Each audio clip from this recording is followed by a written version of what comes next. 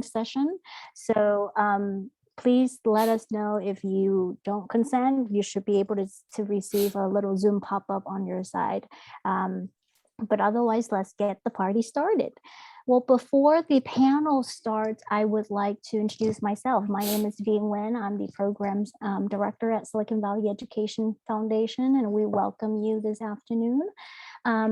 Prior to the conversations, we would like to establish some Zoom etiquette. We do ask everybody to stay muted unless it's called upon. And if you are excited or if you have any sort of reaction to the panel, please utilize the chat box. And we also monitor the questions. If you have any questions, please put it in the chat box. If you have, we've all been Zooming all day, every day, and we like to have different names sometimes. So if you want us to address you in your most preferred way, please go ahead and update your name. If later on there are going to be a Q&A sessions, and we would love for you to engage with the panel. We do recommend you to put your Zoom view under speaker view. You will be able to see all the panelists and the moderator instead of going through just one person popping up in front of your screen. And last but not least, we ask you to be present. This is a very exciting conversations to have as of this point in time. And we also know that the framework is going to be on revision soon, and you'll find out more information later on. But we would love for you to stay focused and to listen to the conversations with an open mind. And that's pretty much it. So I would love to introduce to you our Chief Program Officer, Denise Williams, and she will officially kickstart the evening.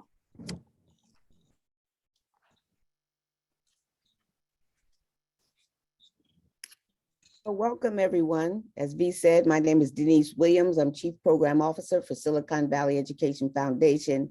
And you may not know, but it is the largest educational nonprofit in Silicon Valley.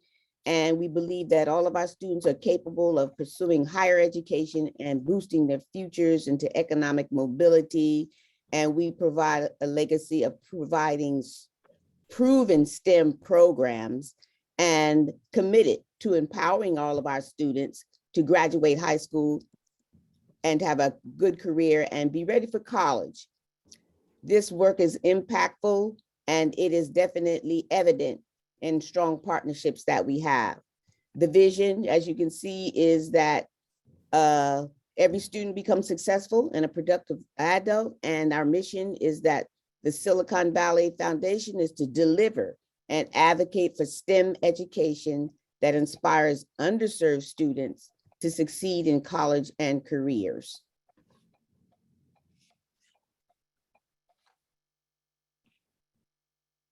Next slide, please. So it is my pleasure to introduce the moderator for this evening. Manny Barbara has been doing this work for many years and is just so great at it in every aspect of it. And he's a former superintendent of Oak Grove School District, is advisor to CEO at this foundation. He has been selected 4 times as Administrator of the Year by the Association of California School Administrators and as Educator of the Year in 2008 by 100 Black Men of Santa Clara County. During his 10 years as superintendent, performance increased for all district student subgroups, including the number of students successfully completing algebra and geometry by the end of the 8th grade. So please join me in welcoming our moderator for this evening, Manny. Take it away, Manny. Thank you very much, Denise. And I'd like to welcome all the audience and participants for today, and especially our panel. And I think we've put together a really, really exciting panel. I know I'm interested and curious just to be part of this discussion. If we can kind of move on from the slide. There we go. So I just want to just quickly just introduce, and then I'm going to turn it over to them if they want to add anything else. And just to add, Cathy Williams, as you can see, is co-founder, executive director of YouCubed. She works with Joe Bowler. Tom Loveless is the former senior fellow in governance studies from the Brown Center Education Policy at Brookings. I've read a lot of Tom's work and actually participated in workshops with Cathy. Cheryl Lawton, I've known for a long time. She is currently a principal at Branham High School, but also a former math teacher and a board member with the Valdes Institute. And she can say a little bit more about that when it gets to be her turn. David Foster, I miss all the conversations we used to have when I was working full-time at the foundation. David, extremely knowledgeable in math. He's the executive director of Silicon Valley Math Initiative. And someone who I'm just meeting, Dr. Elizabeth Statmore, is a math teacher at Lowell High School and executive board member of Families for San Francisco. I want to thank all of you for being part of discussion. And it's a discussion that we want to have. This is an opportunity to help educate all of us and have a discussion on this important topic of math. I do want to say this right off the bat. The frameworks are going to be revised and a new revision is coming out, my understanding, close to the end of the month. And Cathy may have some information on that when we get to hers. So I want to focus. Good, how are you doing? I want to focus, somebody on there. I want to focus on the big idea of what do we need to do to have students be more successful in math, especially those students who have been underrepresented, brown and black students over the years, and not as, haven't been as involved in higher level mathematics. So I'm going to start off, and David, maybe if you can just say a little bit more about what you do and just any general thoughts you have about our topic for today, and then we'll go from there. Thanks, Manny, and thank the Silicon Valley Education Foundation for this forum. This is an important turning point, hopefully, in math education and going forward. So I value this discussion and look forward to participating in it.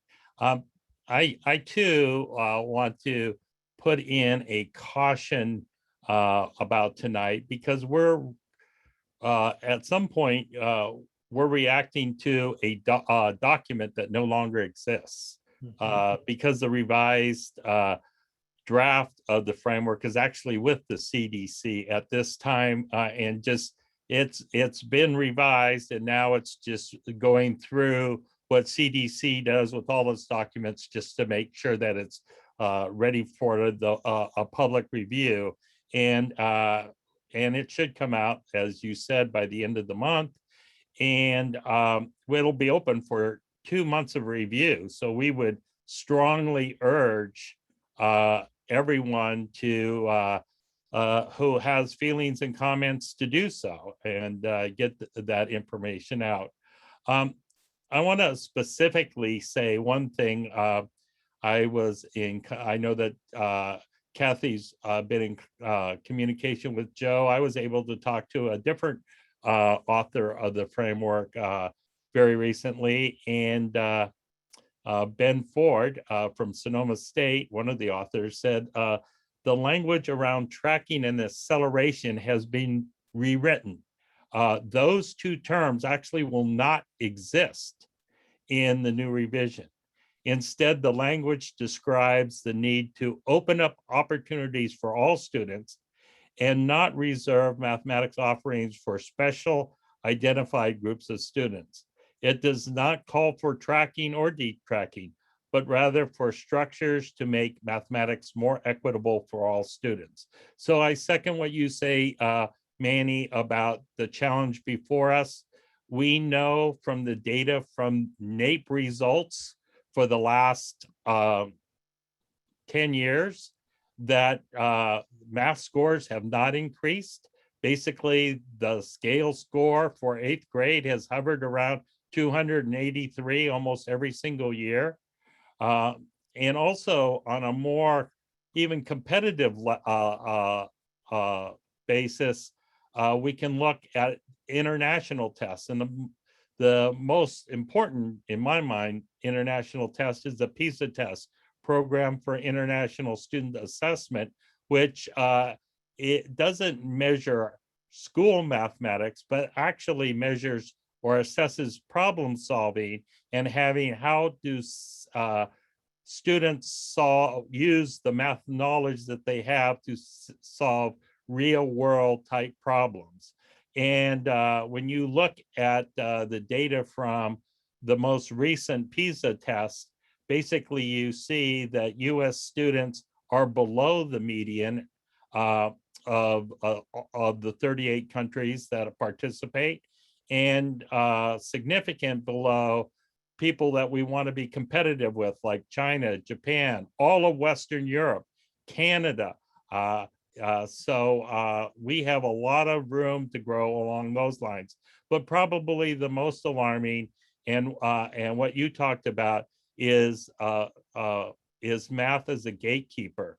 Research on tracking and its effect on students of color and low-income students have been documented for over 50 years.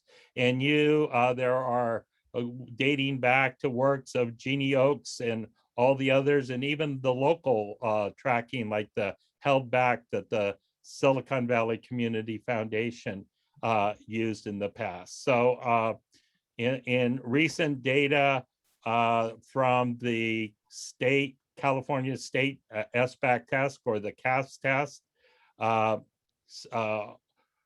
white students that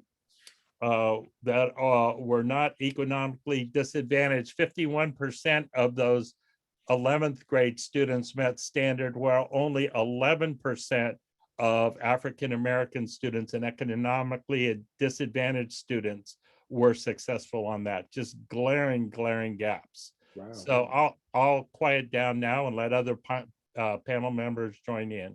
Thank you. And I'm gonna save the practitioner Cheryl and Elizabeth at the end there, because they're the ones that are right there on the ground level. Cathy, I know, we know that it's going to be revised.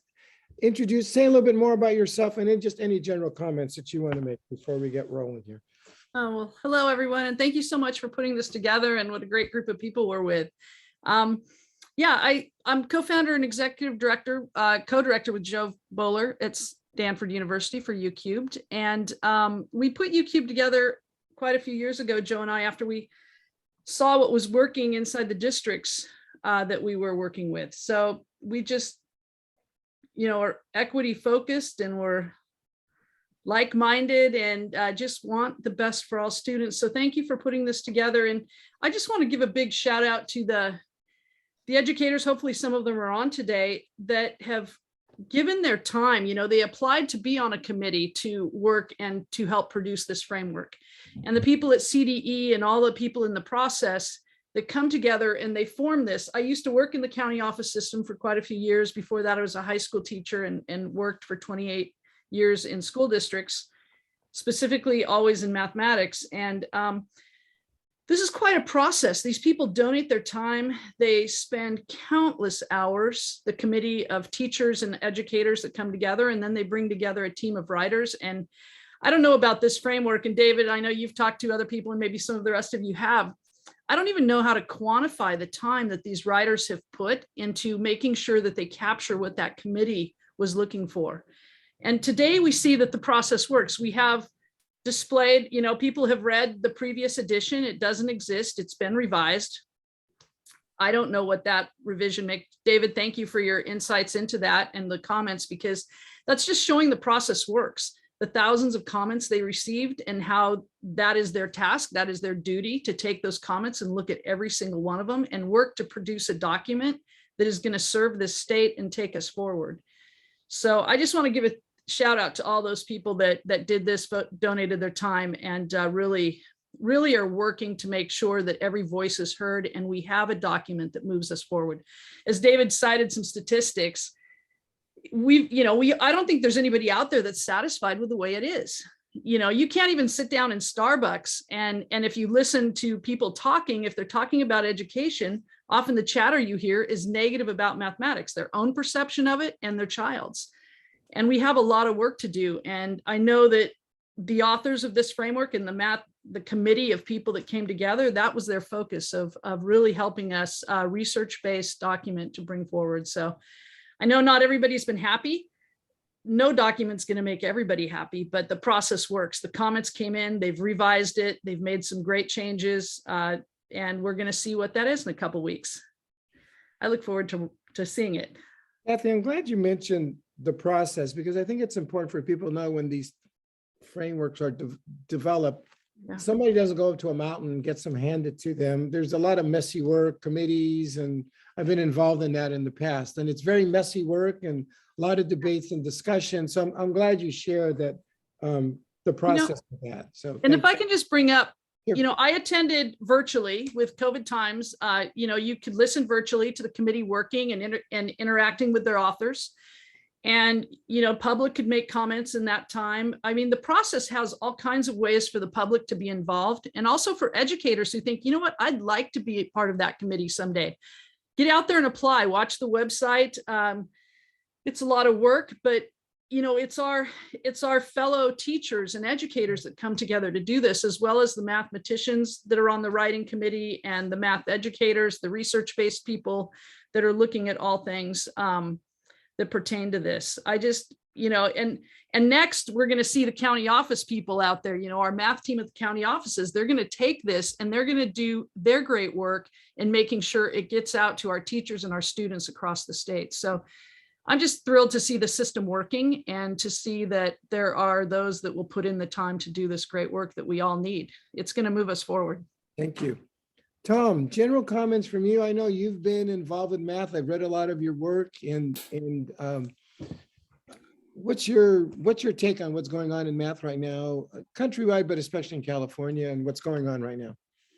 Yeah, I think this framework, right now it's flying pretty much under the radar, but that will end at some point once the framework is implemented. I go back to the 1992 framework in mathematics, which was very controversial about 4 or 5 years after it was adopted, as it began having an impact on classrooms.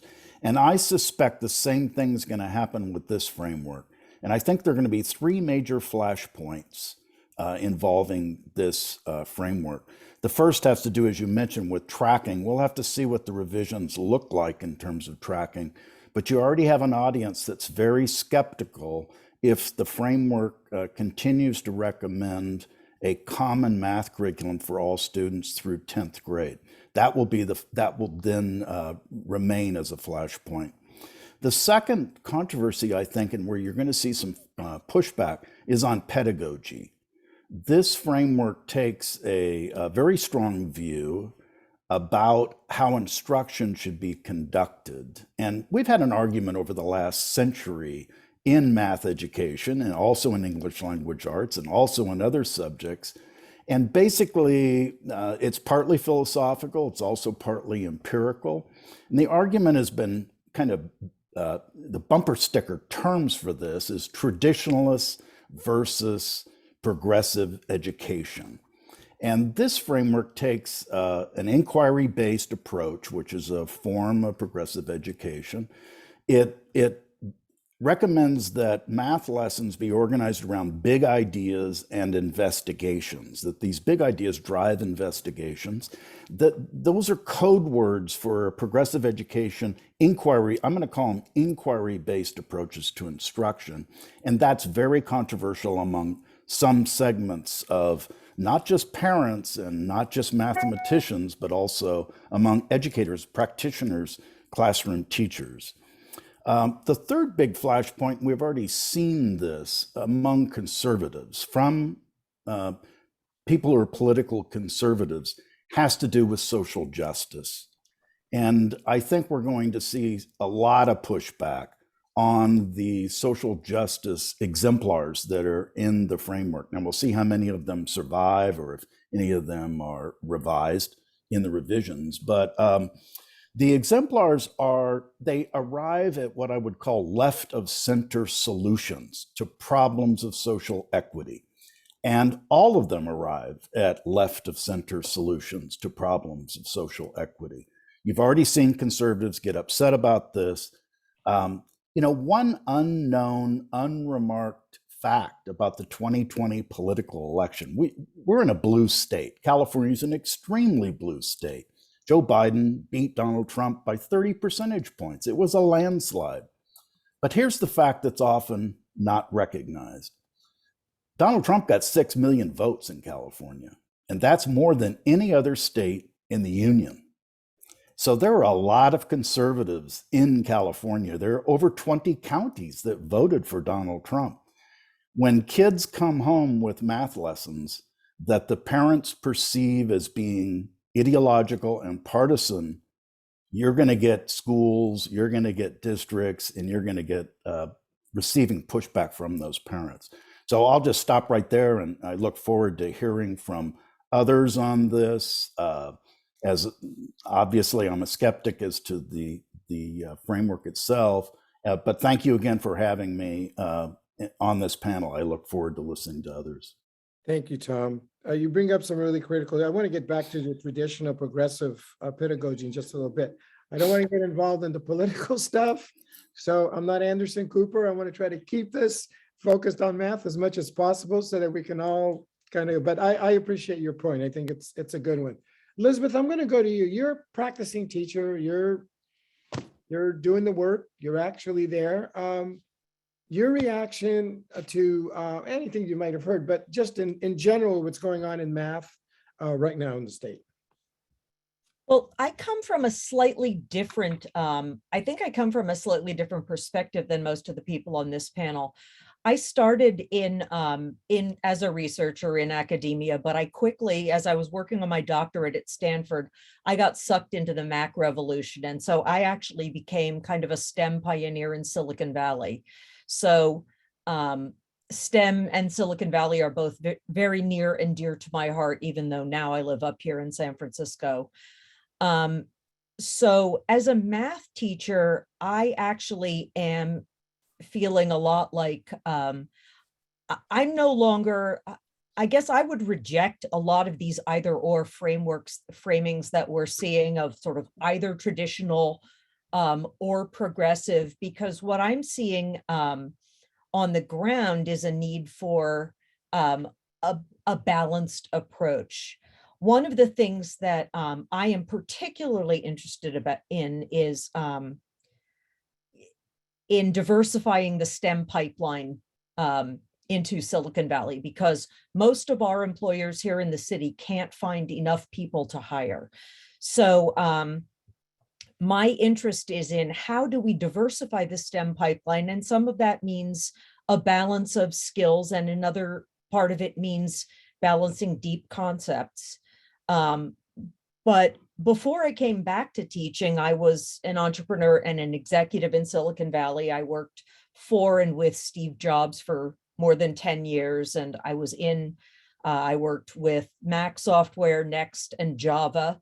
I ran Java branding and third-party programs. And so a lot of times what I found was that I couldn't find anybody to hire. I literally could not get people into the pipeline. And I started wondering why that was. And as I worked with young people, what I found more and more was that they had disqualified themselves. They had decided that they really weren't capable of doing the advanced math, or they felt excluded. So that's one of the reasons why I came back to teaching. I actually got myself credentialed and became a math teacher, because that was one of the problems that I really wanted to focus on. So I've been at Lowell for about 8 years. Some of you may have seen the recent documentary Try Harder, which focuses on some of our students as seniors several years ago. I'm also on the executive board of Families for San Francisco, and in that role, I was the lead author on our report, Inequity in Numbers, which you can read at familiesforsanfrancisco.com. I know a number of panelists here have read the report and have given us great feedback. It's also been the basis of a lot of the press on math education as well. And we had, one of the things I love about San Francisco is who your neighbors turn out to be.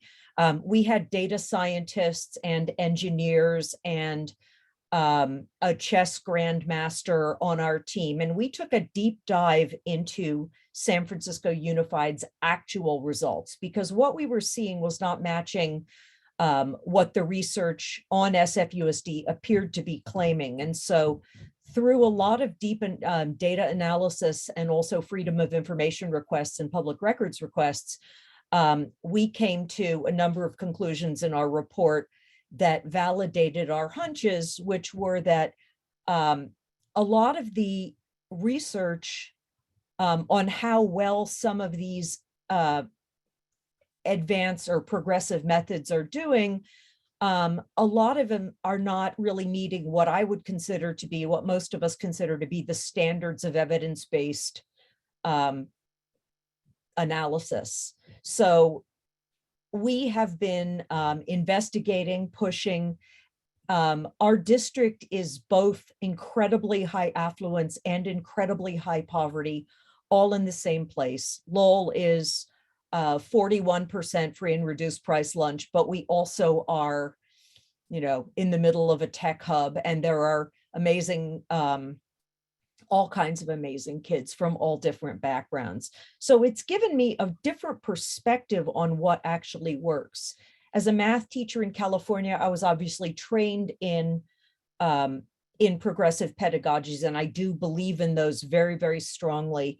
But I also, as a researcher, felt confident in seeking out other methods in other countries and also here in the US that worked. So I've become a real advocate of some of the Black scholars of gifted education, including Donna Ford at Ohio State and Joy Lawson Davis of Virginia, and Tarek Grantham from Georgia, and some of the things that they have been investigating with Black and Brown students. And I've also used a lot of stuff from the National Academy's press book, How People Learn, which fits inquiry into a cycle of learning that really helps when we're dealing with trauma-informed instruction. So I think that's probably enough for me for now. Thank you, Elizabeth. You know, and then your comment about students feeling disqualified, I think really kind of resonated with me. I know we did a paper at SVF where, you know, as early as third grade, math is a better predictor of future success, and students who fall behind by the end of third grade tend to stay behind by the end of third grade. So I think you bring up an excellent point. Cheryl, you have, in my opinion, the most difficult job in education, high school principal, and I'm including superintendents in that. But I know you also have the math background and being part of Valdes, and in interest of transparency, I was the middle school principal at Davis when Jose Valdes actually kicked off the Valdes program. Your perspective as not only a principal, but you've been a math teacher, you've been involved with the Valdes program. What are your thoughts about what's going on in math right now? So I'm going to echo what Dr. Statmore said, just in terms of it needing to be a combination of the traditional and progressive, if you want to call it that. My background, I wanted to be a math teacher forever. I was inspired by Jaime Escalante back in the 80s and 90s, and that's what got me interested. I got my bachelor's degree in math. I got a master's degree in math. I got good grades through all of that. And then I started teaching, and it wasn't until I actually, and I thought I knew everything. I thought it was all, fantastic. And then I started teaching in the 90s. We piloted the CPM, the College Prep Math from UC Davis, which was all an investigative, completely different type of math curriculum. And that was the very first time where all of a sudden math made sense. And I thought, oh my gosh, I can't believe this. I've gone through all this schooling. I did well. I could repeat any formula you gave me. I could work out a problem, but I realized I didn't really understand it. And I think that was the big aha moment for me when I realized, wow, we need to do something different. And if you look at a lot of the people, especially, people maybe over the age of 30 or so, will say, oh, I hate math. You either have, I hate math or I love math. There's very little gray area. And look at how many people in our country and our society can say, oh, I hate math, I'm bad at math. And everyone's like, oh, okay, that's fine. It's totally acceptable. We can't have that be the norm. We need to change the mindset. I think that's going to be a really key piece. I think trying to start at the earlier grades where students really do develop an understanding, even before they can do the mathematical calculations, but being able to have a really solid understanding, I think is going to make a huge difference. And that's one of the reasons I got involved with Jose Valdes.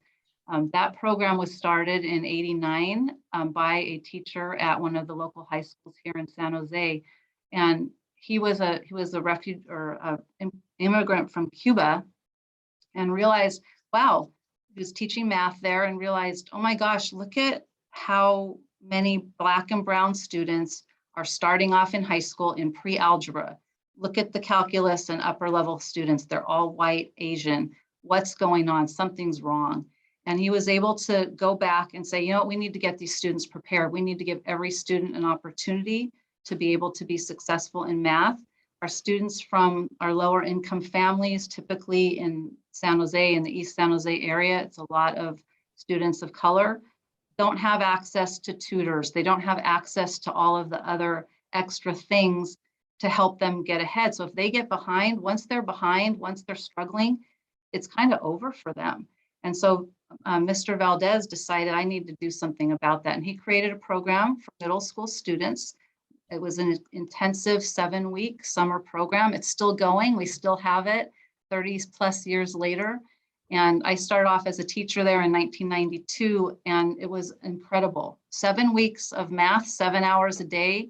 You take a 6th grader who is 2-3 years behind, and by the end of the summer they were ready to go into 7th grade math and be at grade level. And it was really inspiring to see that. And we've seen continuous improvement from our students who start off taking the program in the summer. If they can get caught up by the 9th grade and be ready for algebra, they just flourish. And we now have graduates who are neuroscientists and all kinds of other incredible people who are doing amazing things. So I think it really is getting everybody prepared equally. And if they start falling behind, finding ways to get them caught up, but also really pounding on those, just making the connections and the understanding. I think that's really where we need to focus our time.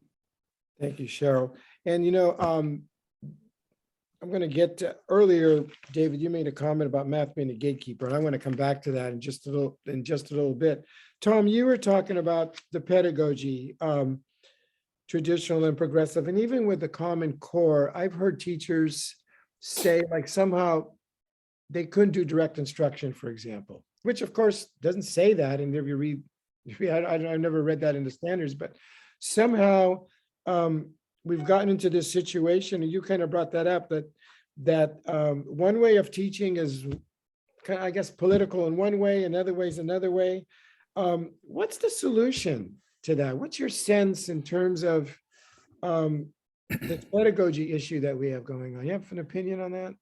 Well, I do, and it goes back to what Dr. Statmore said before about standards of evidence.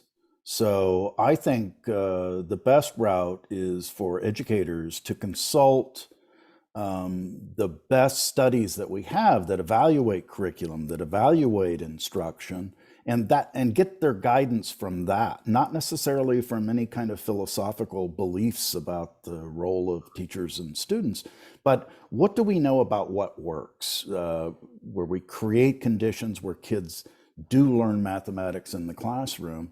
And, IES, the Institute for Educational Sciences, they publish practice guides.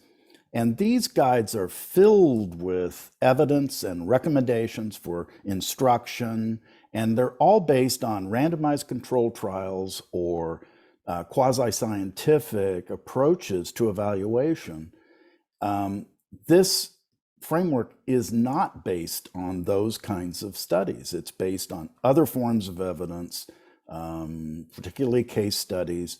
And so I would urge practitioners to look at the IES practice guides. There's an excellent one on what do you do with kids who are struggling in mathematics at the elementary level.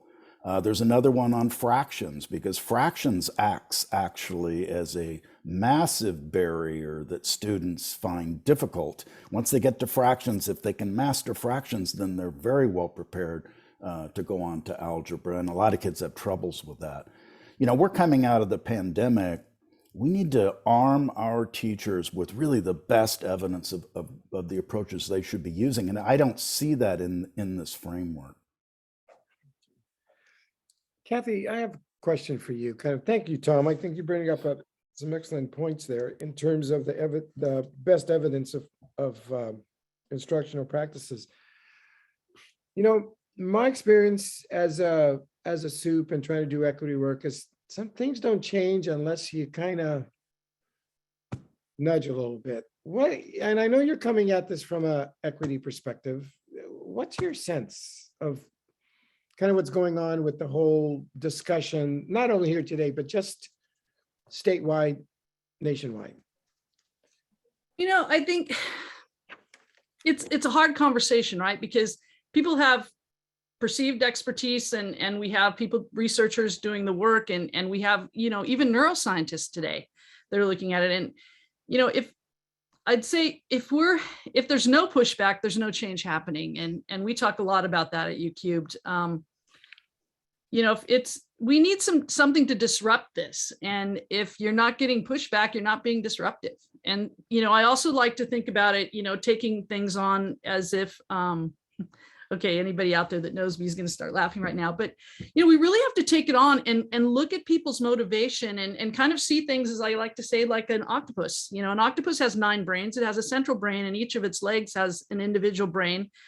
And an octopus can solve extremely hard puzzles. It can look at things in 8 different views because of the ways the brain's working. And I like to look at it and just listen and absorb and think about things from 8 different perspectives. What motivates people to be saying what they're saying? What are they looking at? And, you know, kind of what are those things that we come with? And we really have to look at equity and we have to consider bias. And we have a system that we've got all the information we need to say it's not been equitable. And we've got to do better. We have to disrupt this. And I'm going to kind of throw something in here right now. And, you know, earlier there was a comment made about back to the basics. I was going to actually get some, go ahead. Yeah, and we hear that a lot, right? Yeah. And one of the things I really want to talk about, or, you know, think about is what are the basics today in the 21st century? Because they certainly cannot be the same basics that they were in the 18th century or the 19th or the 20th. I mean, we have kids with technology at their fingertips, and we have systems, Wolfram Alpha, you know, a whole system that can do the mathematics that we often are just asking kids to do. So we have to create this where kids are going to be greater than the machines they hold in their hands. And I love, if you're not familiar with Conrad Wolfram's work on his computational thinking, computer-based math, maybe somebody out there can put in a link if you're not sure in chat to his curriculum, but he's really looked at this and said, look what the machines can do. So what should our human children do? And I think we have to redefine this piece of back to the basics, because the basics are different in the 21st century. What are they? Yeah, thank you, Cathy. Mm-hmm. David, you know, earlier you talked about math being a gatekeeper. And I know one of the ways that, and I was going to actually bring the back to basics issue to you as well, because I know you've done work with the pedagogy. I know what we try to do at the foundation is we go, look, if you're third grade and below grade level in math, we don't think you can, and again, there's always outliers, but our approach is you need to give students extended time, accelerated instruction to help them catch up. And honestly, I've said that if I were back as a superintendent, instead of just focusing on accelerating middle school, I'd go back to kindergarten. I would not let those kids fall behind in math. And I would be the first ones to admit that we didn't spend as much time on math in the early grades. We spend more time on reading and literacy. And so what are your thoughts in terms of how do we crack this gatekeeper so that more kids we open the gate for these kids and so that they have access to this pathway going forward? Well, it's the $64,000 question, I guess, that dates me with the reference. But you know, in the chat, there's a lot of talk about this reference and that reference, and people doing it. The most authentic data that we have is student thinking and student work. And what we want to be able to do is meet students where they are and move learning forward. It requires formative assessment. It requires looking at what students are doing and not just measuring them. This idea that what is basic for tomorrow, it was eloquently stated by Cathy. The fact of the matter is we're preparing students for a world that we can't envision ourselves. I don't know, for the 20 years that I taught, I heard teachers all the time say, well, what are you going to do? What are you going to do when you don't know your times tables? You won't have anything in your pocket to tell you how to do it. Well, everybody carries around a cell phone and a calculator. Not that we don't want kids to have great number sense and fluency. And that's exactly what the framework talks about, is having those foundations. But it's not so much of doing the procedures, it's having the conceptual understanding and the connections of numbers. What we're not doing and what we've never taught is problem solving, modeling, conceptual understanding in this country. And that's why very few Americans feel that they're any good at mathematics at all. They've never actually understood it. We have to shift the focus on what's important and what's basic for the future going forward. And we need to do that by meeting kids where they are, having all students believe that they belong and are good at mathematics in their classrooms, changing mindsets and bringing a belonging to them, and not just a place that some students or those students or a certain race is better than somebody else, which just permeates American thought these days.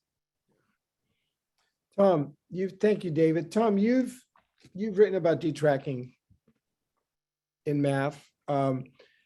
This is a topic that, frankly, I've been struggling with ever since I was a middle school principal.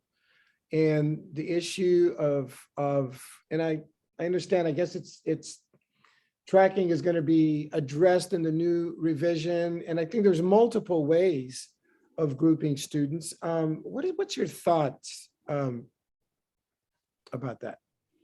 Well, the most serious charge against tracking, or ability grouping, I should add, ability grouping meaning placing kids in groups inside a classroom. But with both practices, the most serious charge has been one, and it's been raised here today, that disadvantaged kids aren't well served, that Black and Hispanic kids are not well served, that kids who historically have been underserved are not well served in tracking programs. So let me turn to an optimistic study that's ongoing right now. David Card, who's an economist at UC Berkeley, he just won the Nobel Prize this fall. He does applied economic work. He's been studying tracking, and what he's been studying is a program that's designed to boost equity. It's designed to promote equity. And he documented in a very sophisticated causal model that this program, which identified high achieving kids in classrooms and then served them with a different curriculum, and they were grouped, they were tracked, that it wound up raising the achievement significantly of Black and Hispanic and disadvantaged kids. So tracking can be used productively. Maybe it's not always used productively. Maybe it's not even usually used productively, but this is the kind of research that in the future we should be looking at on ways of tracking so that we get away from some of the stigma associated with the practice. Elizabeth, I'm going to come to you. You'd made a comment earlier about the technology. I want to kind of pick up the same. I've never seen this whole issue of tracking. As I said, I've had personal experience with twins who are placed in different classes, and the The difference between the higher level and lower level were appalling to me, and I realized I made a big mistake by agreeing to put one of the twins in a lower level class. And this was actually in high school. How is it possible? And your high school and middle schools, you're the one that has to do the work as a teacher. Let's pretend you completely had a completely heterogeneous class. How difficult is that to do? To be able to deal with levels that can be extreme? So I guess the first thing I want to say is that I don't think any teacher ever has taught a class of students that is not heterogeneous. I have never met a group Not completely, good point. Mhm. that is not widely heterogeneous. And in fact, at different levels, at different kinds of things. I mean, this is the whole idea of using a multiple abilities launch, for example, from complex instructions methodology. The idea is that we're trying to emphasize that there are on-ramps that work for a wide range of people, and that, you know, mathematics is a human activity, and if you're human, you can do math. But I guess my thinking, I feel like even the whole terminology of higher level and lower level, that's sort of a problem. The way I think about this, and the way I think that it seems to work well, it's what we have in our program, is there is one common pathway. There are courses that form one common pathway up through Algebra 2, pre-calculus, and then depending on what you are interested in doing. But it is possible to have different placements along that pathway. Now, that means that we do have to make some decisions, some placement decisions, if we are in a position to do that. And the way that seems to be best to me is through a combination of what I think of under the umbrella of readiness. And readiness is placement based on multiple measures. Now, I should note that in our district, in San Francisco Unified, we are not permitted to do actual placement anymore. That practice has been stopped. So instead, what we have is a lot of students, highly motivated students at multiple different schools, who are finding alternative workarounds to get to where they want to be, because they really in their soul know that they are ready. So if that means that they will double up on math in 9th grade, taking both Algebra 1 and geometry, or doubling up in 10th grade, taking geometry and Algebra 2 simultaneously, or taking an accredited course over the summer, or at a dual enrollment through City College of San Francisco. I mean, kids who are ready know that they're ready and they want to move on. And frankly, I feel like we're infantilizing them a little bit if we aren't giving them at least some credit for knowing by high school, knowing themselves a little bit and their motivation. But I do think that having a single pathway is the only appropriate way to go, because then you do end up with rich heterogeneous groupings within each course. But those heterogeneous groupings are very different. You may have 9th, 10th, and 11th graders in the same course who are all deemed to be ready for the material in that course. And I think that that's better than trying to sort kids into high, medium, and low, which I think is usually going to be wrong, because we're going to miss stuff. One of the things that I'm really interested in are blind spots. Blind spots are the places where we can't even see that we can't even see, as one of my mentors, Heinz von Förster, who was a founder of constructivism, came up with. This idea that, you know, a blind spot is something you can't see that you can't see. So why are we just trying to use single measures? Multiple measures are far and away the most reliable way to avoid blind spots. And in fact, that's one of the reasons why diverse teams perform so much better. Diverse teams have more different experiences. They have fewer blind spots. So I think we need to reframe the question a bit about what we're calling tracking or detracking, and how are we being fair to students who are ready. I have Black and brown students who absolutely live and breathe math. Why are they being held back from being ready to take calculus by the time they're in college and go into STEM careers? One of my biggest concerns about the prior, well, certainly my district's bias against any kind of acceleration is that students who miss out on those experiences in high school are then behind when they start as college students. And I'm part of this K-12 open letter committee of mathematicians, scientists, computer scientists, engineers.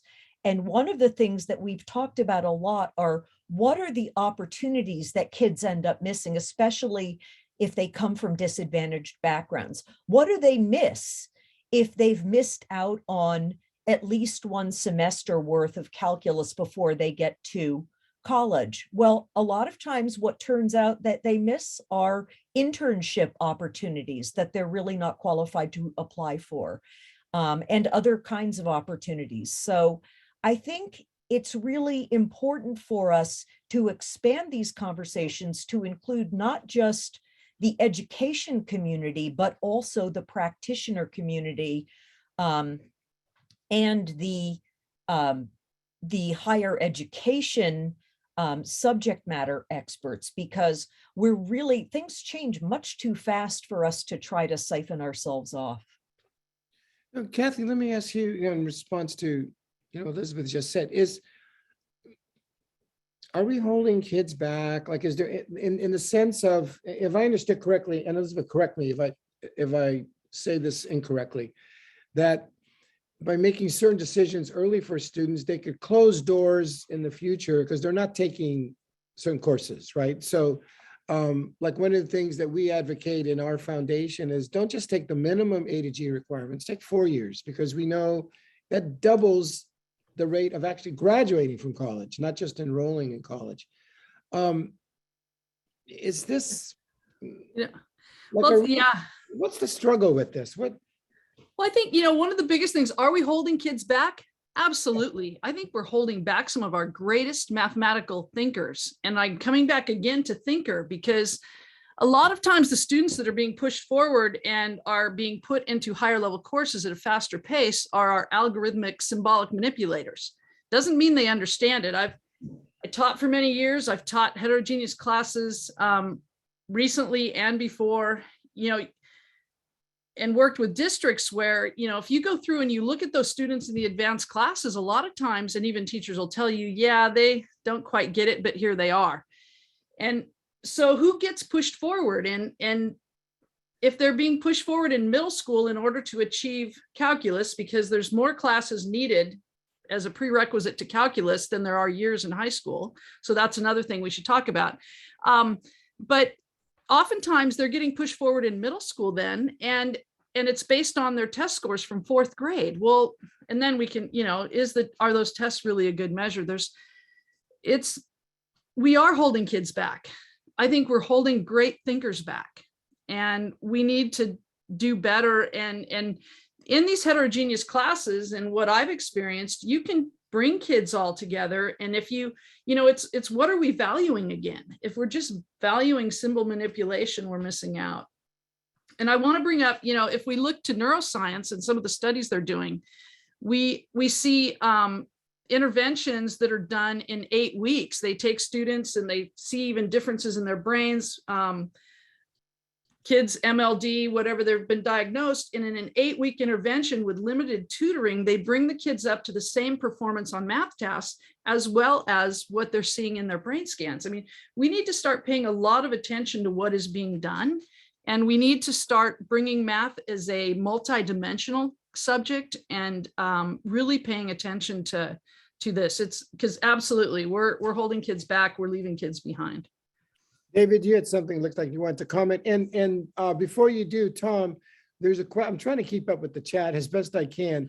There's a question here that you could be thinking about while David is coming. It says, Mr. Loveless, can you clarify, was it the students identified as high achieve, were the students identified as high achieving students of color that improved, or all students of color? When you were making reference to the research. I'll come back to you on that. David, I saw you wanted to respond. Yeah, there are just a real couple of things that that I want to talk about this idea of grouping and heterogeneous classrooms and teaching the like. First of all, we've heard a lot about what San Francisco isn't doing, but one of the outcomes of San Francisco is far more students are taking 4 years of mathematics. But I want to get away from San Francisco. San Francisco is really valuable for us for a number of reasons. It's actually the very first existence proof that ever in our entire country of actually trying whether or not putting kids in, eliminating this grouping that we've been talking about and moving to more heterogeneous classrooms. But that has sparked work in other districts. And I want to talk about some other districts that have been doing the work that we've been on the floor and what the outcomes have actually been. The district that I'd like to highlight right now is Sequoia Union High School District. It's on the peninsula. It is a very, very diverse community. In fact, the schools draw from two diverse populations. The richest places in the world, literally the richest place in the world, and literally across the freeway to a very, very, very poor community. And high schools deal with the entire population. And for years, there were all these courses before Algebra 1 at the high school level. And kids would have to, in some cases, take 2 classes or take a whole year of another class before they're even deemed ready to take Algebra 1. Well, the district did an experiment. They, out of the freshman class, they randomly selected 668 students to be in a heterogeneous classroom and left 800 students in their traditional track Algebra 1 course. And the teachers in the heterogeneous class did receive quite a bit of professional learning, because it's, like we've said, it's not easy to do something if it's never been done before and nobody needs to know how to do it. But taking the best research around about changes in instruction, and at the end, it's not a test, because we don't care about tests, because that doesn't change kids' lives. Well, it does if it's a gatekeeper test. But what matters is, do the kids get to move on? Do they get credit for high school? Do they get actually credit to go to a UC and CSU? And basically, what we found was that the students in the heterogeneous class, all the students, 89% of the students got high school credit, where in the traditional class that had track kids that were supposed to do really well in the class, they only had 85% of those students meet standard. For UC credits, UC or CSU credits on that class, 77% of the heterogeneous students received those credits. Well, their traditional track, only 57% did that. And so basically, and I can go on all sorts of things, there's 39% of the students who would not have qualified was actually receiving UC, CSU credits in their class in Algebra 1, and they wouldn't even have had a chance to even go for it. What Cathy said is we are denying kids. Yeah, a good almost 40% of the kids would have been denied. And I'm really tired of hearing that if we do heterogeneous grouping, it's a zero-sum game. It's going to hurt these kids. When actually, because kids were in well-taught math classrooms, it raised the boats for all kids. The students who would have been in the class actually outperformed their counterparts. So we're saying it doesn't work because we've never seen it work before. but we need to try to do something better and move forward and use real data that shows kids' lives can make a difference. Thank you. Tom, back to you with that question that was there in terms, I think I wrote Yeah. that. David Yep. Card, I think it was. David yeah. Card, Yeah, David, Card. and Laura Giuliano. Mhm. Those are the two authors. And what I'll do, any of these studies I mentioned, I'll post them on my website, tomloveless.com, as a follow-up with links. So anyone who's interested can go and read the studies for themselves. But the question as to who benefited, this was a predominantly minority district. So both the kids who were selected into the accelerated curriculum and the kids who were not selected, they tended to be kids of color and disadvantaged kids to begin with. That's how predominantly disadvantaged this district is. The kids who were selected into the accelerated program did very well, and there was no negative spillover effect. One of the problems with tracking is what happens to the low track. Very often low tracks become, as you mentioned with your twins, low tracks become just dead ends. They become educationally indefensible. And one thing to think about with our current situation in California, the low track, if we allow 8th graders, for example, who are high achievers to take algebra in 8th grade, the low track will be Common Core 8th grade, which is hardly a dead end. It's a very demanding course. It's a very demanding mathematics course, more demanding than 8th graders have had for decades. So the problem is moot in terms of the low track being a dead end if the default course for 8th graders, those who are not selected for algebra, turn out to take Common Core math, 8th grade math. Tom, I have a follow-up question. Cheryl, I'm going to come to you next about PD, because that was brought up and they did well taught. So I'm going to come to you in just a second. But Tom, isn't sometimes the question when we get into this whole issue of different classes, the issue of first there's and I think Elizabeth kind of alluded, the misplacement, right? The held back report about how kids of color in particular are misplaced, and which led to the law that said you have to use some kind of objective measure. And what I'm hearing is it's a subject of rigor, right? And the difference in rigor between, and it could not just math, but it could be, in English. And Ed Trust has on their website some good research in terms, even within the same school, you can have difference in rigor, even though the classes are called the same. So I'm paraphrasing here, but let's say you and I can both read the same novel.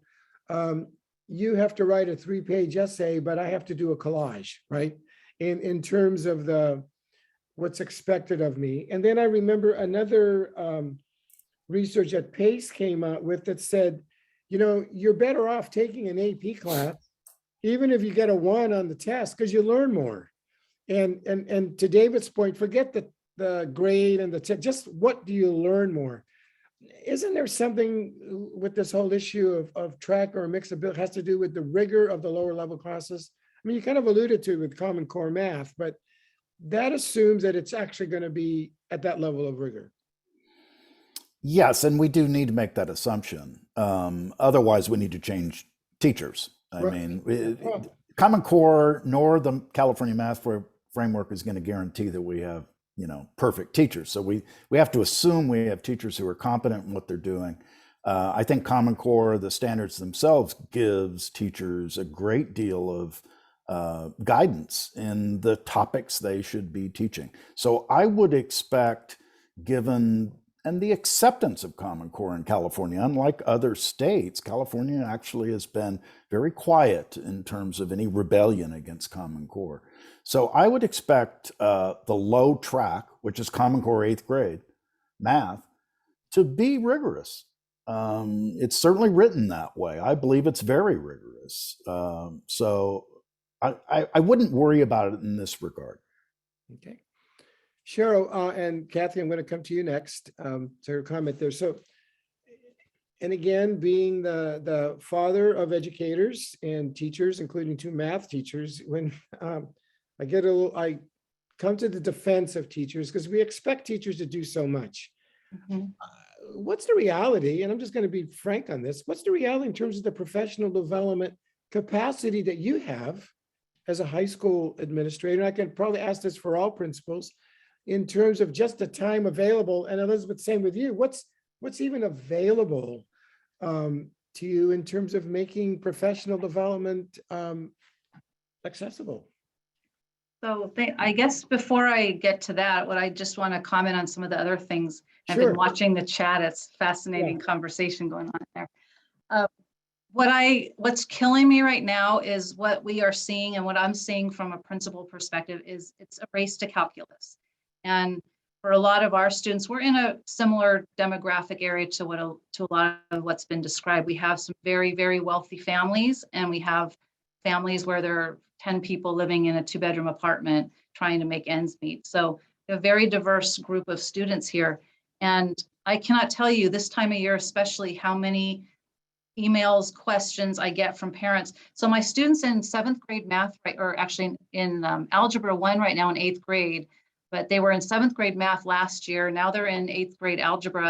I'm gonna have them take geometry and math 3 online over the summer so that they can take pre-calculus. No, actually I'm gonna have them take pre-calculus over the summer. I want to take calculus by the time they get to freshman year because I want them to complete A, B, and BC by the time they're sophomores. Like, okay, why is that? Oh, just because they need to do that. And we see that so often with these students, parents, the students maybe mathematically are ready, but that's the problem is as they're moving through quickly, we're getting more and more, we're seeing more and more holes. And especially with the opportunity to do all these online things, they can go on to some of the programs and just learn it all themselves. Then they hit walls. Those are the inevitably students who a large portion sophomore, junior year, they get to calculus or they get even to algebra 2 as freshmen. And all of a sudden they hit a wall and they start struggling. They've never struggled before, but they have so many holes. They're not ready. That it just have so many gaps because they never took the time to understand things. And so going back to the professional development, I think having the opportunity for students, for teachers to work with students, what we're looking at in our school right now is saying, because similar to what Dr. Statmore said, you have a heterogeneous group regardless of what level of math it is. They're still coming from all over. You have students who could be in a higher level, but they didn't do their homework when they were earlier on in middle school. So the teacher said, no, you're not ready to advance because you don't do your homework. Not that they don't have the skills. So you have those in there. You have ones that still are maybe 3rd or 4th grade. You have to learn how to teach them well anyway. What we're trying to do is find ways to support the students who have gaps in those classes, find ways, here's what the concept is, we're trying to teach it, low floor, it's all about low floor, high ceiling, and being able to provide professional development for teachers, how they can make that work in their classroom. So students who are ready to move on can take it and run and do get to a very high level in that concept. Students who are struggling can start off with a little bit more scaffolding and just finding ways to do that. It's hard. It takes time. It does take time and resources outside of the school day because you can't catch everybody up during the class. I guess that's the key piece for a lot of this is if you do have students that are struggling in any particular area, it might be really good in one thing, you get to the next topic and they're struggling, you got to be able to provide the resources, and it's probably not going to happen during a 50-minute or 90-minute class time. Yeah. So that's Cathy. And there's no time for professional development. No, I mean, that's what I've got a son who's a principal. We have these conversations all the time. It's like, we talk about it. I mean, one thing that I like about our Elevate program, and I know Valdes does it too, is the professional development that teachers have. And I've my math teacher sons say their best professional development has still been when they taught in our program.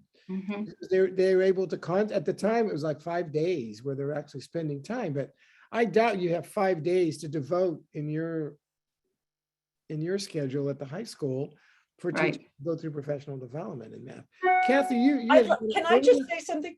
Can I say that so the best professional development, I have to say the best professional development that I have, I'm going to put in a plug here for what we call the MITBOS, which is the math Twitter blogosphere, the online community of all of the math teachers, mathematicians, and researchers and publishers.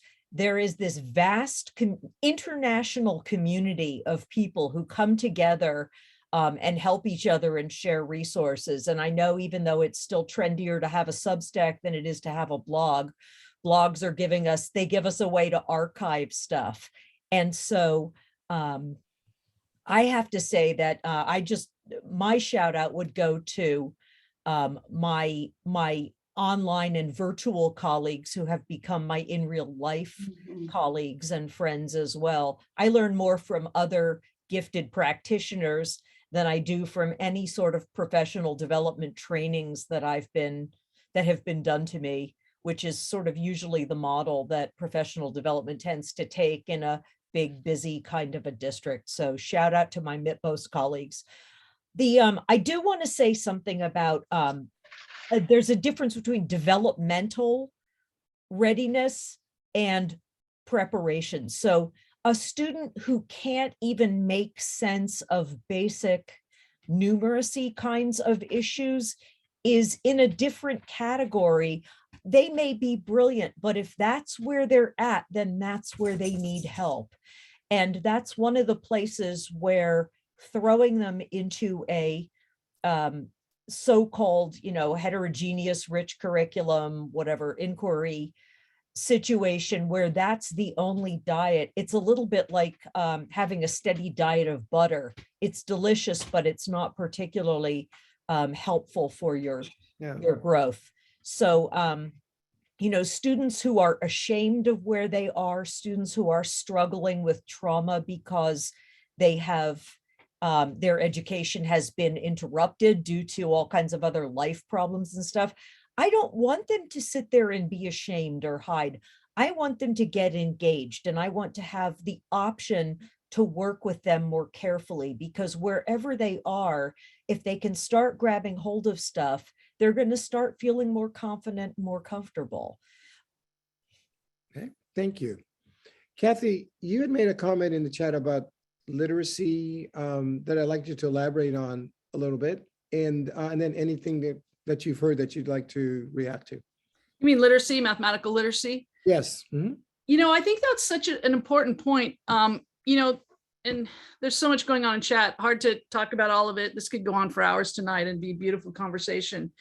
But there's this point of mathematical literacy, and coming back again to the doing of math and then the other understanding of math. And I want to give a shout out to that Math 8 course. What a beautiful collection of standards for preparing students for algebra. And there's things that if students don't experience Math 8 as it was designed, they're going to have some gaps and some holes that we need to fill in. I think, when's Pythagorean theorem brought in and things like that. So just shouting out to that. But,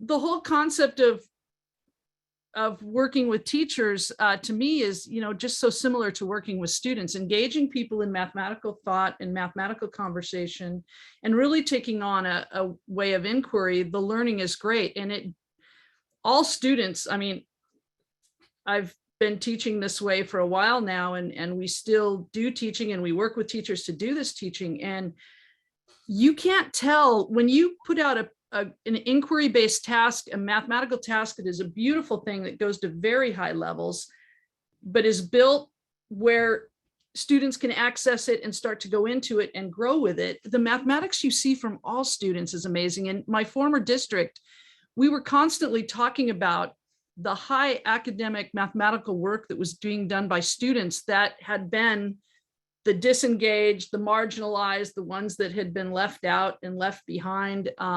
We found, and that's why I always come back to this mathematical thinker piece, we have so many students that can do the mathematics if we open up the mathematics and present it in a way that resonates with them and is something more than just following somebody else's methods.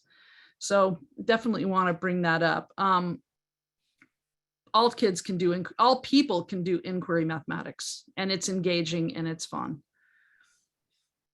And when you say inquiry mathematics, let me ask you this, how much would you say, let's take it down to the lower grades, in your experience, because I've been through some of the workshops, and so how much do you see teachers prepare to teach that way in the lower grades? I don't know. You know, I think our universities are really trying to move and doing a good job preparing teachers. I think that we have a lot of work to do with our in-service teachers, but as Cheryl mentioned, I mean, that's really hard. And then if it was hard before, it's even harder today. I like to ask, you know, how much do we sit and do math together ourselves and as teachers? And they don't have time necessarily, but I think in some ways we've got to make the most time for that. We need to engage in mathematics ourselves. And that's what we, you know, do and promote at YouCubed, is sitting and doing that. And that moves us on. And as we see ourselves and not basing ourselves on someone else's work, but seeing ourselves as a member in this community of math learners, that is where it happens. I mean, coming back to, you know, elementary teachers, they work on number talks and all these magical things today and these great pedagogies. We shouldn't leave those behind as we move into the upper grades and move on. We shouldn't leave manipulatives and visual mathematics behind. We need to bring it all together and keep it going forward.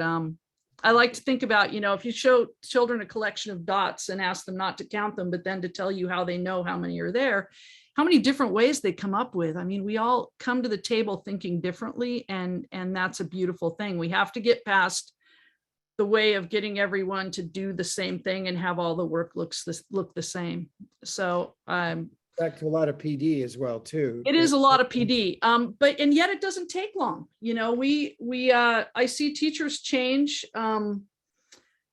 pretty rapidly when the door gets open. And that's where we have to also think, others have mentioned mindset today in chat and also in our conversations. And when someone's mindset changes and when they start to believe in their own potential as a learner, then it comes forward. I was actually going to comment on that. I'll open this up, but I did not, Elizabeth, I apologize. I wanted to acknowledge when you were talking, you kind of created your own professional learning community when you're talking about your professional development and the importance of bringing teachers together. You know, there's some great research by Carrie Leanna out of New York in terms of bringing teachers together to develop their social capital that really develops them. And again, it takes time, but it sounds like you kind of created your own kind of independent. And the issue is, how do we do that to bring teachers together? The big issue is time. I mean, you can't connect if you don't get time. And I don't know about other people here, but you know, I'm kind of scheduled to within an inch of my life during the school day. And this is the issue, that it's always, especially if you're an elementary school teacher, you better be up on the new standards in language arts and the new strategies there. And then you have math, and then you got to teach science.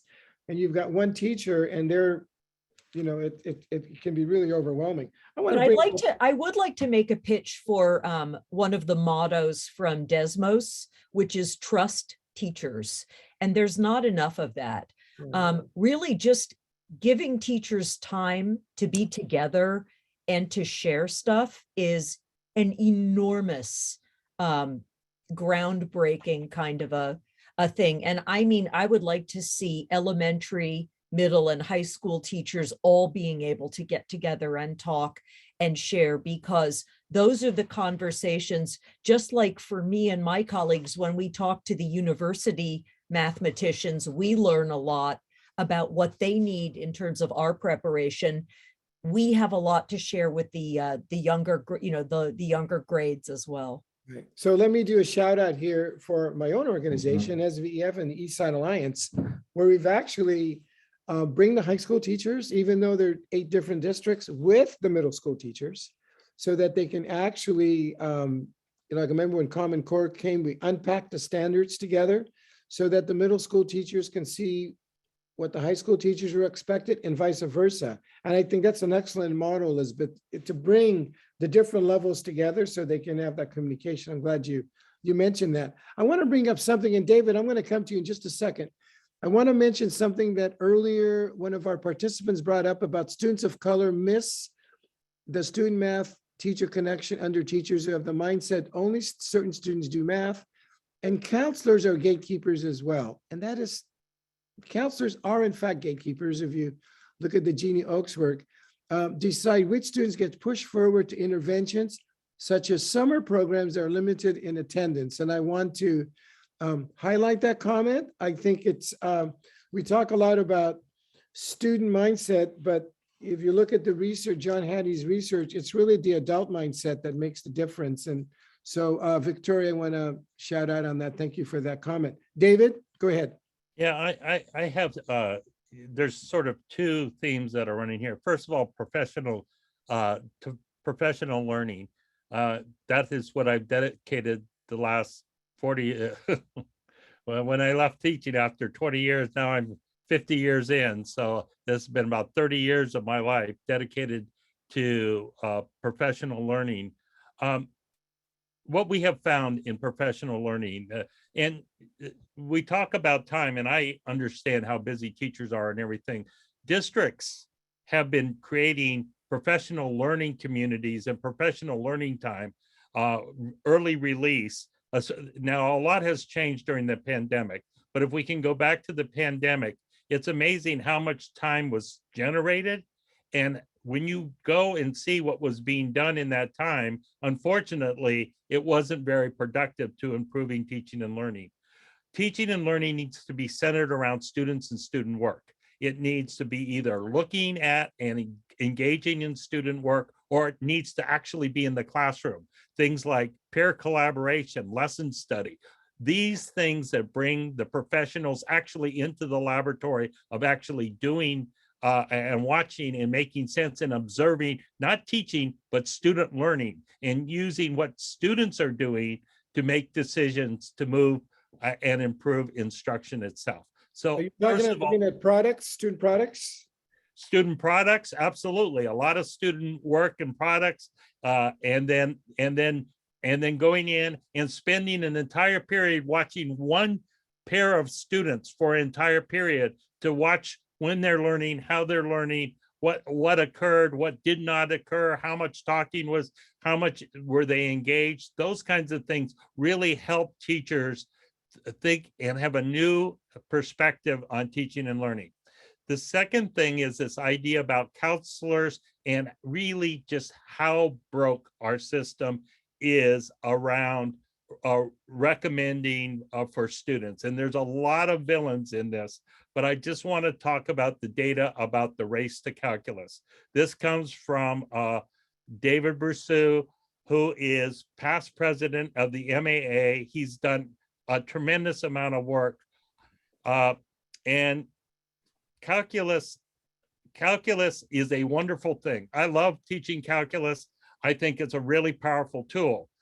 The vast majority of Americans will never use a lick of calculus in their entire life. But here is the real data on that. Calculus is taught in many, many schools, whether it's AP Calculus, BC, multivariable, or just a calculus program, even some pre-calculus kinds of programs. But of the students who take calculus in high school, 2/3 of them don't take. 2/3 of them do not take the AP exam. Of those who take the AP College Board exam, less than half score a 3 or better. 1/6 of the students who are initially enrolled in high school actually take calculus in college, but 4/5 of those students repeat what they did in high school and do worse. Only 1 out of 30 students who take the AP Calculus test for advanced placement actually enroll in advanced placement. In other words, the second semester of calculus. That's 1 out of 30 of the students who actually even take the AP exam. It drives everything we do in math education in US schools, because we are so worried about the 1 out of 30 who actually even take the exam. It's so ridiculous who drives what and why we're driving it. we want that 1 in 30 to have the greatest experience in themselves and knock their socks off when they get to college. But really, should that be the one that's driving all our program decisions and all this energy for tracking and advancing kids and accelerating kids to have that 1 in 30? Let me ask you this, let me throw this out, and Tom, I'm going to come to you a little bit about this whole issue of acceleration again. But why is that then that, and I'll give you my, but why is it that kids are taking calculus in high school with no intention of taking the AP test? So I'm open, what's the motivation for that? On the I say transcript. that as someone who's, I'm embarrassed, I've never taken calculus in take a lot of statistics as a And it psychologist. looks good on their transcript. That's, Okay, and the colleges want to see it. That's what it's Right. about. Joe that- refers to it as social capital. Yeah, so here's the question. To your point, David, and then Tom, I'd like you to weigh in on this, and anyone weigh in, but I was visiting a school one time, very well-known charter school, and not in this area. And everyone in the school took calculus, everyone. And then I said, how did the AP results come? I said, well, we don't believe in the AP tests. And I thought, well, then what? Okay, so you have no idea whether they've learned, but it is on their transcript, which gets now to another issue that I wanted to bring up, which is highly political. And Tom, I'm going to throw it to you if you have an opinion on this. Different districts will implemented Common Core standards in a little different way. I know there was a lot of debate at that time about whether kids should take algebra in middle school or they should be taking geometry in middle school. A lot of the districts that said, okay, we're not going to do that, tended to be in lower socioeconomic districts. The more affluent districts, there was no way that they were even going to touch that. They were definitely going to have accelerated math in middle school through geometry. How do we deal with this difference in terms of implementation? If we say, we want, and again, I'm not a math expert on this, but if I'm looking at it from an equity perspective, if districts can implement this in a little different way, where's the equity in that? I'll throw that out to you because I've read some of your work on detracking and acceleration.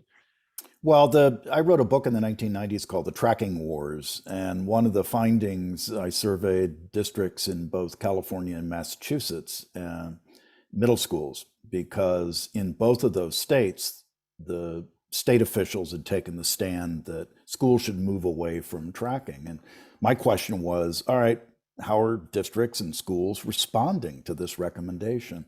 And it turned out, just as you just said, in predominantly disadvantaged, urban, high proportion of Black and brown students, those districts moved away from tracking.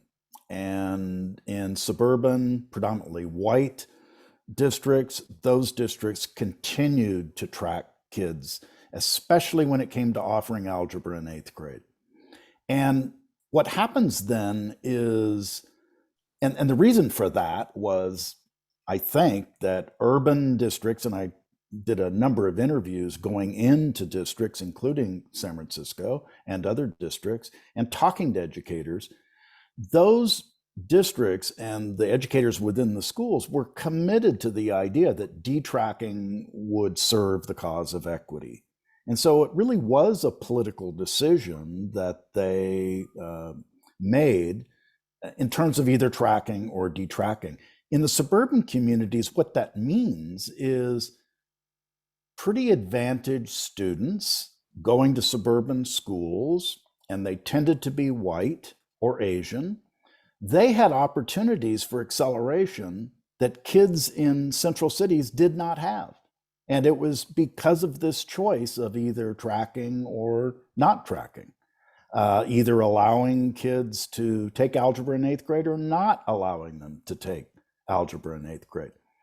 I think the way around it is to offer more options. We need to be offering options so that kids can, even if they come, no matter the background they come from, that kids have the option of accelerating. And if we do that, I think we can at least begin to break the back of this link between opportunities that kids get and the color of their skin. And Tanya here brought up a good point. It's in the chat that, if you claim to care about students of color, you should consider the needs of all of them, not just those labeled as gifted. Are we too worried here about kids who are gifted and not worried enough about the large number of students that are not been successful? I'd just throw that out. Anyone want to comment on that? I'm worried about the kids at the lower end of the distribution of achievement, especially after the pandemic, because we know those gaps are growing. So we know that kids who struggled with math after the pandemic, they're even struggling now more with math. And I'm concerned because, for instance, there are a number of interventions that are supported by evidence. I pointed to the IES practice guide. But in order to serve those kids well, you need to group them in some way. They're not all kids. So there are kids who are 3, 4, 5 years behind where they should be in, say, the 6th grade. Those kids need to be grouped so that you can do tier 2 and even tier 3 interventions where you have them in small groups first, or maybe in a tutoring situation, one-on-one with some good, solid, explicit instruction. I really don't think inquiry is any way of addressing those kids' needs. In other words, for those students, they may be better off with a more direct instruction. They're going to be better off. I think the research on direct instruction versus inquiry is quite clear in terms of the meta-analyses that explicit, I'm going to call it explicit instruction, right, benefits more kids of all backgrounds, but especially kids who need special help because they've fallen far behind. Cathy, you want to comment on that? I'd love to. I think we have to be careful about, putting them both in their own buckets and saying we need to approach it with figuring out where students are. And so in an inquiry approach task is present students with something where they can think mathematically, they can show what they know authentically within the classroom and not by some predetermined score they got on something, see where they are. And then as you see what they need, move into and support them in that learning. What we find is if kids are heterogeneously grouped, if they're working together, they're giving something challenging and something multidimensional, meaning they're using a lot of mathematical thinking and a lot of different ways into the task. You see where they are, you can actually see what they need, and you can support them then. In that moment, you may choose to direct teach something. That may be the way that you catch some up. That's, I think we need to change the approach of how we come into deciding what students know. And as Cheryl was talking earlier, more and more people coming in saying, I want my child in AB calculus or BC calculus in 10th grade and whatever that might be. But we have to be more multidimensional in looking at what they can do and what they understand, and not just being able to computationally do things perfectly. If they can do computation and they don't understand it, and we move them on, that's where I think we see a lot of kids getting through these upper level subjects. They're not going into STEM. They're not happy about mathematics. It was just a checkbox. Well, somebody made a comment in the chat that said, well, isn't it what placement exams are for? In other words, to appropriately place students, like why would somebody go into an algebra 2 class or if they're not ready for it? Isn't there a way to be able to assess that? Well, I prefer to see what students than David with mathematical thinking. And David, Yeah. you're the expert on this one. You take this away. You've got so much information on this. Okay. I love this idea that that we know that a placement test is valid, Manny. Think about it. For a placement test to be valid, you'd have to give a placement test to kids and ignore it, have them go through the system, back up 3 or 4 years later, and do an analysis of whether that instrument was actually has any predictive validity in it, and the contrary to that. Right. The fact is that placement tests, all it becomes is a gatekeeper, and nobody authentically knows that works. I remember when the state first came out with their MDTP test. Right. I was there in the ground floor at the California Math Project back in 1987 when it came out. And I ran back to my math department and said, oh my God, I got this test that's going to be the answer to everything. And that first week, every single student in my math department was given the appropriate MBT test. And you know what? UC was really quick. And within a week, I had the results back. Now we're 2 weeks into the school and I run down to the counselor. I have the answer. I have the answer. If the counselors had a gun, they would have shot me on the spot. Are you kidding? We just finally got everybody placed. There's no way we're changing the kids because there was a lot of kids. I kept all that data. At the end of the year, I used that data against the grades that they got in the courses that they stayed in. And there was absolutely no correlation between what that test said they should have done and what kids did.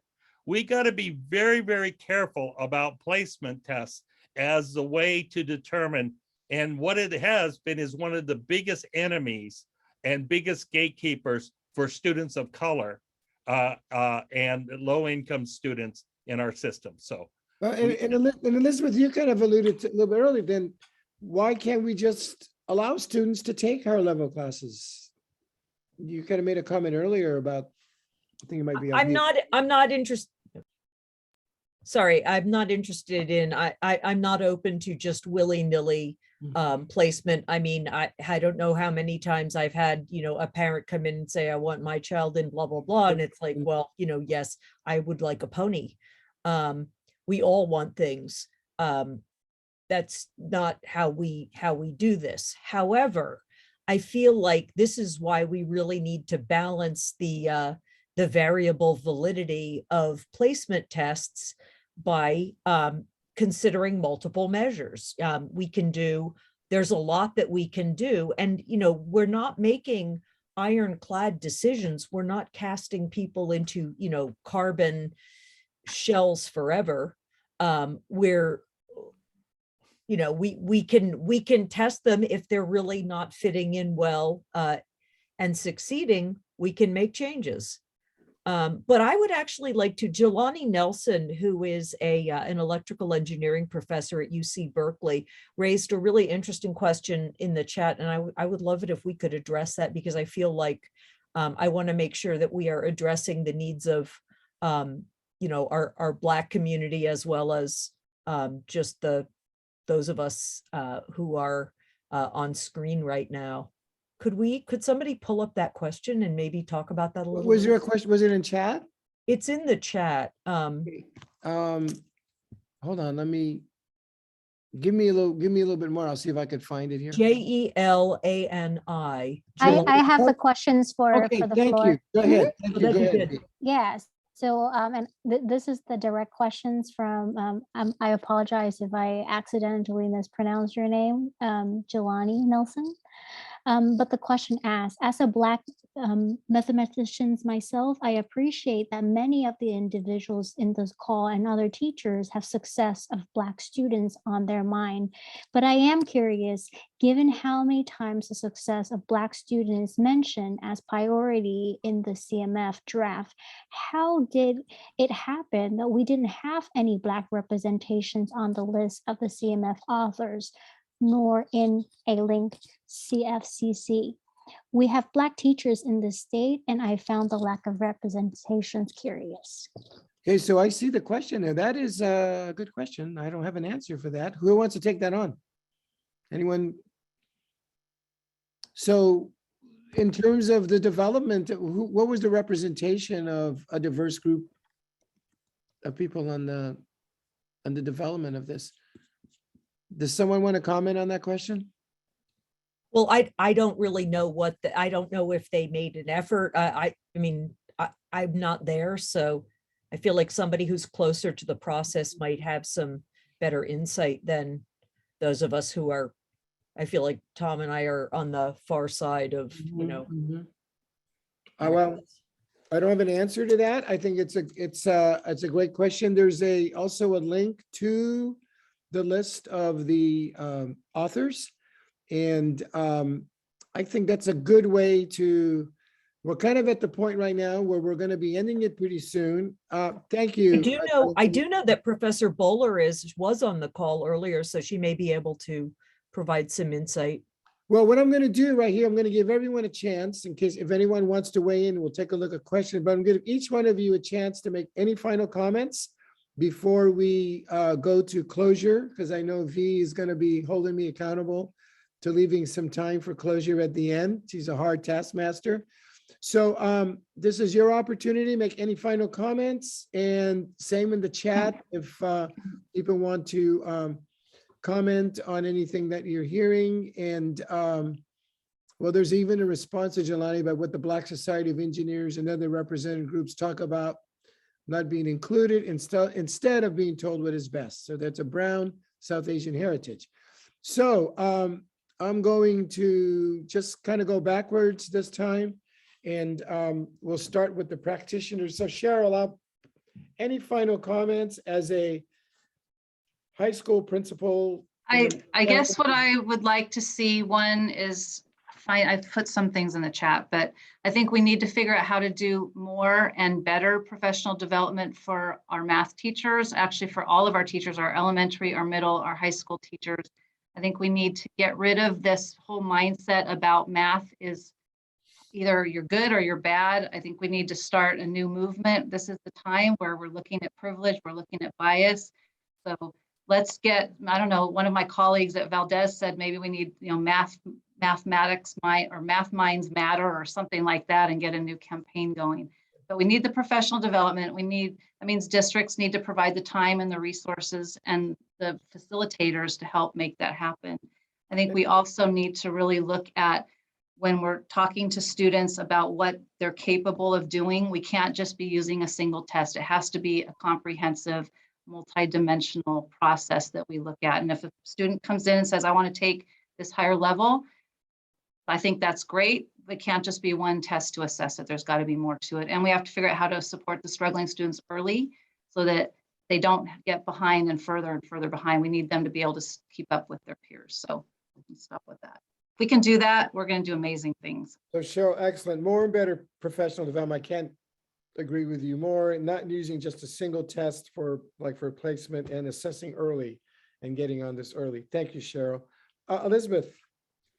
To me, the biggest crisis that we're facing right now is not about acceleration or how we redecorate the high school curriculum. It's about the crisis in literacy and in early childhood mathematics. And when I say that, I mean early childhood mathematical play, not that we should be drilling them on number facts. But the fact is that if a child reaches, we should not have any children in California who reach 6th grade or 9th grade and can't read. If they can't read, I can't help them. I don't have tools to do that. My school doesn't have a literacy specialist. And if they can't even read, I can't help them to make sense of things. And if we are not addressing these early childhood play issues in the same way that we addressed literacy in the late 60s and early 70s, if we're not addressing those numeracy issues in early childhood, it's no wonder that our disadvantaged students are coming in and not having those same advantages, because they're not getting the out of school enrichment that they deeply need. I know one of my math sons made a comment one time, says, I feel like I'm a language arts teacher sometimes in terms of what's expected. And we have a paper, and I'll see if I could put a link in here, that written by Mary Perry that we worked with at the foundation on the importance of early math, addressing some of the issues that you just brought up right there, Elizabeth. Cathy, final comments. Well, thank you. And I agree. So much that's been discussed today, and it's been a great discussion. I think, we really have to support all students, and we have to take them where they are and move them forward, like elementary teachers do every day and teachers everywhere do every day. We've got to stop, holding them back. And we've got to start paying more attention to their beliefs about themselves. I think, like I said, coming back to mindset, there's no low student and high student and low class. I mean, it's all together. Every student can grow and learn, and we know that they can grow and learn with the right things, and we need to be providing that. So I just want to give a shout out to supporting teachers and administrators out there that are doing the work today. And again, say thank you to those teachers and administrators that gave their time, and researchers, collegiate faculty that gave their time to helping change happen. We've got to support those trying to make the change, and we've got to stop the fighting. Yeah, thank you, Cathy. And, and as someone who's personally experienced, and somebody made a comment earlier about there's nothing more have an impact to a fixed mindset than for a child to see themselves in that lower kind of a track. And, with that, We've got to, I think a lot of people today, and I know Administrator Cheryl could probably talk about this, they're really moving to really paying attention to students and where they are in their own beliefs. And maybe that's going to be a result of COVID, that we have more of that, and that is change. What do students perceive of themselves mathematically and their own mathematics potential? And even our teachers, how do they feel about their mathematical potential? We've got a lot of work to do, and we can do it together. Thank you. Tom, final comments? Yes, final comment on tracking, and that is the issue, I believe, again, will be acceleration. Are there opportunities for acceleration that are offered in the California math framework? If they're not, there's going to be a struggle over that. The kids who pay when public schools don't accelerate, one of the panelists earlier mentioned there are workarounds. Well, the families that know how to do the workarounds are well-resourced families. The families who pay a price for denying kids the opportunity to accelerate are families that don't have those kinds of resources. They can't afford to go out and buy an algebra course and algebra credits. So that's one point. The second point is to get back to the inquiry. Let me just reiterate, inquiry-based approaches have a long history, and it's not a good history. It's not an effective way of teaching mathematics. So explicit instruction is a more effective way of teaching mathematics. The best meta-analysis of this was done by John Sweller and Paul Hirsch, and anyone can look this up. Inquiry-based approaches also, again, in particular, do not serve low-income students or students who are disadvantaged very well. So thank you again for inviting me on the panel. I've really enjoyed listening to everybody's comments today, and I've learned a lot. Thank you for your comments, Tom. And I share that concern about different districts implementing things differently. I think that's a real factor. I did put in the paper that I was referring to on the importance of early math, if anyone's interested in that. David, you get you can bring us home. Well, thank you. And I enjoyed the discussion again, and the different views and opinions that have been stated. I just want to end with some thoughts about that, just letting us know. I mean, we're talking about the new framework, and we haven't seen the newest version, and I hope people will invest time in really understanding it and commenting and letting their ideas be known. But I don't want this to sound like California is isolated and we're the only ones doing or thinking this way. Ideas on equity and pathways is something that's central, that every single state in the union is considering in some kind of way. This has started from the Dana Center, which is housed at the University of Texas in Austin, and a Pathways project was initiated, and states are responding to the Pathways project. Here in California, we actually have a committee called CMEC, or the California Math Education Collaborative. It's an intersegmental group comprised of representatives from UC, CSU, community college, TK12, the California Math Projects, and outside groups are on it. And there are two major thrusts. One is equity and instruction, and the other is looking at mathematical pathways through schools. That is going on at the state level, and it actually has been in communication working with the authors of our new framework. Besides that, colleges are changing. UC, CSU no longer requires, or the UC anyway, no longer requires an SAT test.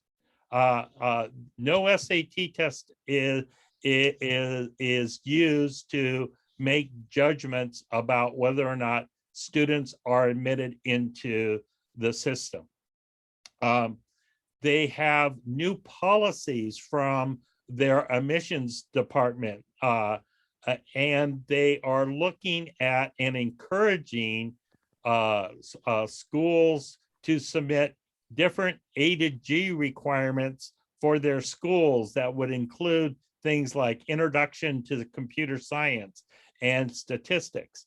And even private schools, the Harvard has come out, maybe motivated by the pandemic, but has come out and said that the SAT test is optional through the year 2026. And Stanford has a firm statement that basically says that they want 4 years of mathematics, but the mathematics doesn't need to be calculus. It could be statistics and it could be data science. And they actually don't want students who are just trying to build up AP credits or honors credits to look like they've taken hard courses, but to actually engage in the content of the courses themselves. So the point of these last comments is this isn't an isolated incident. There is change that is happening and going to happen. And hopefully we all can be in the conversation and shape it in the right direction. Thank you, Manny, so much. Thank you, Wall. This is the beginning of the conversation, at the end of the conversation. You know, whenever we do this, I always think like, can we get everything, you know, do we have enough to go for the 2 hours? And we have plenty. I've learned so much from each of you. I want to thank you for putting yourselves out there with your ideas and your concept. I want to thank all the people on the chat. I wish we could have gotten through all of them. And this is being recorded, so people can always come back and access it. But thank you so much, each one of you. Really appreciate it. And to all the participants. V, I'm going to turn it over to you. Thank you so much, Manny. And we do have the privilege of somebody in the chat who were a part of the, I believe, the conversations of being involved with the California framework. And I think she earlier said something about how there is a validation process. There's like ways that you can get involved. And Bernadette, we just wanted to hear directly from you, because I think hearing a little bit from one questions, I'm pretty sure there's many people in this conversations would love to be involved as a part of the process, because we're all here and I believe we all want the same thing. It's just the practices could look a little different. So please share with us a little bit more and give us insights on how you were able to be a part of the framework. Is Bernadette there? Absolutely. Yes. And introduce Yeah, yourself too, Bernadette. please.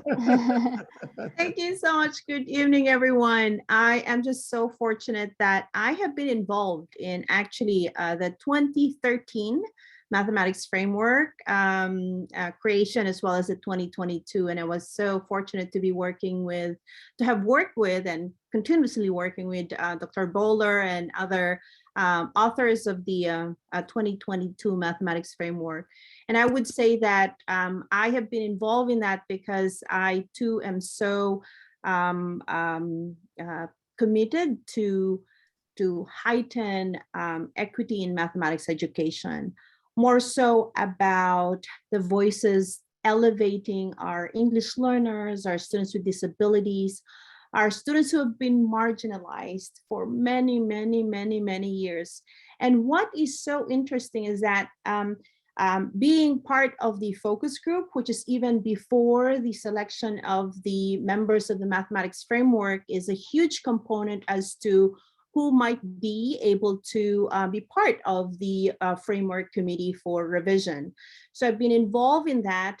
And then there's an application process, there's an interview process, and as I've shared in the chat, I too, in our first session, noticed the color of the people who are in the mathematics framework for 2022. And I was informed that a blind selection was part of the process to assess or review the papers that were asked of us to submit to be selected as a member of the mathematics framework. But I would like to highlight this one that is new in comparison to the 2013 mathematics framework. It was this year when CDE and IQC hosted a student focus group. Way back, we only had educators and partners and stakeholders focus group to provide us some information as to how we can revise the mathematics framework.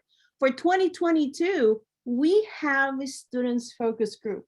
It was so and insightful and enlightening to hear voices from our students sharing their experiences, how mathematics can be joyful and just a happy moment for them to experience mathematics in those learning spaces. So that is so new. And that also helped us to form how we can then create 2022 mathematics framework. And that has been, that has grounded us as to why mathematics for social justice, equity in mathematics has been at the center of the content, the concepts that are in the mathematics framework. So yeah, so again, That. student voice. All right, I'm glad you were able to join us. Good. Yeah, well, thank you so much, Bernadette. I thought that it would be valuable for everybody to hear directly from somebody who went through the blind process of being selected to sit in the committee.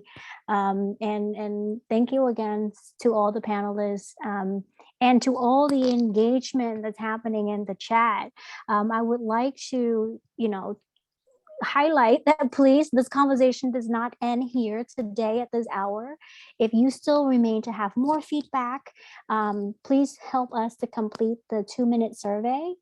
This is a space and time where you can just let us know how you feel, and we will indeed share your feedback with our panelists, because they are here to learn. And as I need to mention this again, the framework is being revised soon. So the conversations that we're having right now is reactive to a quote unquote outdated document. So whatever lessons that we learn, the feedback from the community of what we can move forward with is very, very valuable. And Manny earlier was talking about there were practices that he saw that implemented at school districts, specifically at the East Side Alliance. That particular PD is called impact teams, and the idea of teacher collective advocacy. And that's the work that John Hattie and Jenny Donahue did. And I would love to kind of mention that in case anybody in this in this conference is listening and looking for some sort of good PD for your teachers and school practices. And last but not least, I thank you for being super open-minded, and as something that at the foundations we truly believe in is that in having growth mindset, and to open your heart and soul and to just put it in the chat and have such great conversations, and that's all we ask for. And thank you so much for being present. We're going to take like the next few minutes to give you a little quiet space and time to help us complete the survey. And we're going to open the forums a little bit later than 6 in case anybody wanted to hang out or have, unmute yourself and say say something. But otherwise, I do want to officially end the forum today with the 2 upcoming Bold Conversations event that the Silicon Valley Education Foundation is hosting. You can find the registration link in the chat. And for those who are listening in because you are just watching this as a recording, you can find these link in the description box as well. Calling directly from California, San Jose, we would love for you to have a great evening. And if you are, again, would like to stay and have a little chit chat, please do. But otherwise, have a great evening. Thank you so much for joining us today. Thank you, everyone, for being here. Thank you, Manny.